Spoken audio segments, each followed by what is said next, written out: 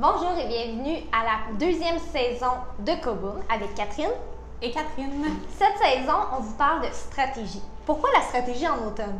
Bien parce que l'automne, c'est un bon moment pour prendre un temps d'arrêt et réfléchir un peu à l'avenir de notre entreprise, qu'est-ce qui s'est passé dans la dernière année, puis qu'est-ce qu'on souhaite mettre en place pour la prochaine année. C'est un moment calme, paisible, on passe la frénésie de l'été, puis on prend le temps de s'asseoir avec un bon café.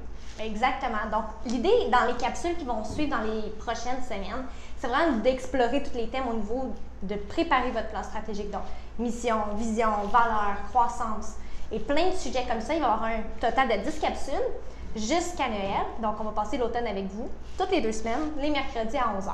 Excellent. Puis il va toujours avoir un billet de blog qui va suivre, dans le fond, la semaine suivant la sortie du vidéo. Fait que si vous avez le goût d'en apprendre davantage, puis soit lire le billet de blog, puis par la suite, aller sur le site internet puis plonger dans nos différents billets de blog qu'on a déjà écrits par le passé sur le sujet. Ce qu'on voulait vous dire aujourd'hui, l'importance de la stratégie, en fait, c'est qu'on voit vraiment la différence, nous, entre nos clients qui font leur plan, parce que, faut dire, 80% de l'énergie est dans exécuter le plan, 20% dans la réflexion. Donc, ceux qui exécutent réellement le plan ont vraiment un beau retour sur investissement. On parle d'un retour d'investissement de 5 pour 1, qui est vraiment intéressant. Donc, vous ne payez pas dans le vide pour de l'air.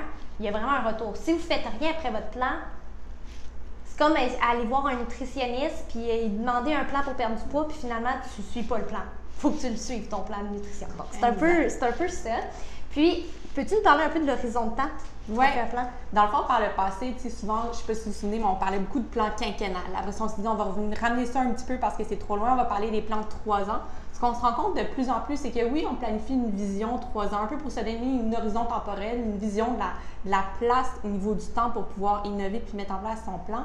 Mais ce qu'on aime faire, c'est de ramener ça par la suite à 1 an puis se dire on le révise à chaque année parce que dans l'environnement où on est, qui est un environnement VICA, pour volatile, incertain, complexe et ambigu, bien, il faut quand même se donner la chance de revoir son plan puis peut-être changer, pivoter au courant de l'année, mais vraiment s'arrêter à chaque année pour réviser.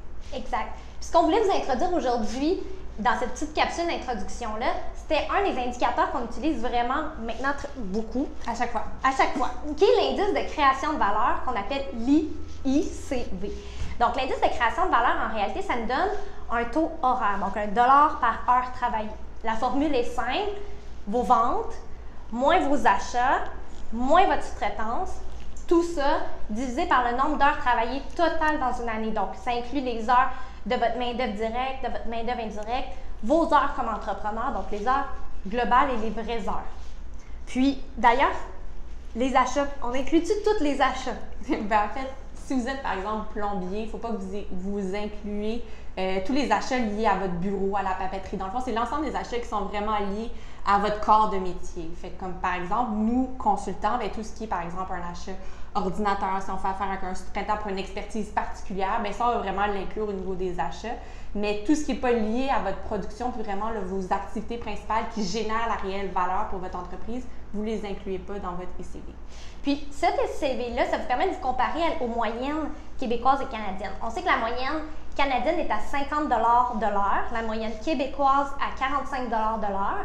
Puis, Catherine, qu'est-ce que ça donne comme lettre à l'école quand on est dans la moyenne? Ça donne un C. Donc, si vous êtes en dessous de la moyenne, vous êtes dans échec. Si vous êtes à la moyenne, vous avez un C. Et si vous avez au-dessus, l'idée, c'est de viser d'être un A. Donc, une planification stratégique, quand elle est bien faite, d'une année à l'autre, votre ICV devrait progresser vers l'eau. Exact. Puis ça va vraiment vous donner l'indicateur de manière qualitative, grosso modo, ce que ça dit, c'est vraiment la valeur qui est créée à l'intérieur de vos 4 murs. Puis c'est super intéressant de suivre l'évolution au fil des années de cet indicateur-là. C'est un bel indicateur pour vous comparer entre entreprises parce que peu importe le secteur d'activité, il y a vraiment des moyennes par industrie, puis on est capable de comparer si une industrie génère plus de valeur, puis non. Donc, premier pas, on vous invite à calculer votre ICV. Sinon, la semaine prochaine, on vous parle de mission et valeur. On vous souhaite une belle saison avec notre chaîne YouTube. Merci.